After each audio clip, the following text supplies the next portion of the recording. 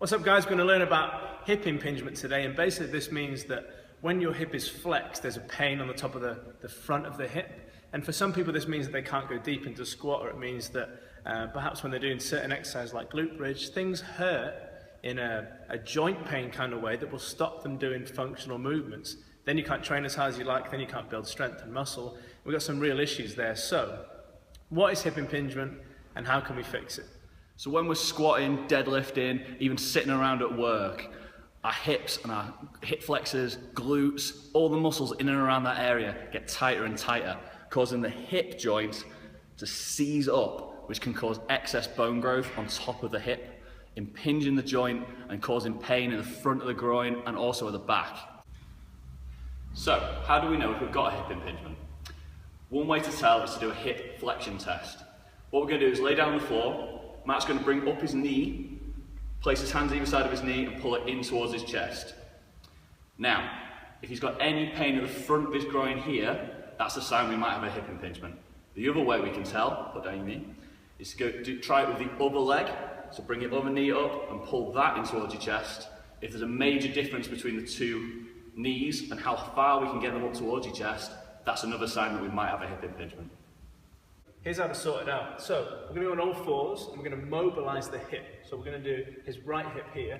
He's going to move his foot across and then block it with the other leg. Okay? So the knee's behind the ankle, and we're just going to stop this from rotating out. Now he's going to put all his weight down through the thigh bone and kind of try and pop the hip out. So he's in this position, popping the hip out to the opposite side with slight rotation here. And then just kind of slowly moving in and out for 2 to 3 minutes. This then resets all the connective tissue around the hip and can help us with any hip impingement and improve flexibility. So now we've done this, both sides, we're going to go back and do the retest. So Mark's going to bring up his knee again, pull his knee in towards his chest. You should feel less pain in his hip and the knee should come a lot higher, as you can see. Okay? So we've learned the causes of hip impingement, how to cure it, and how to retest and make sure that we are identifying the problem as it happens. Make sure you take this away with you. We get it a lot in the gym. People that have got bad hip impingement, and it really does affect their performance in squats, deadlifts, and the rest of it. Hey guys, so we're going to go over the causes of actual hip... More round though. Come on, Matthew. Come on, jump up and down. Fucking get in there. It's on now.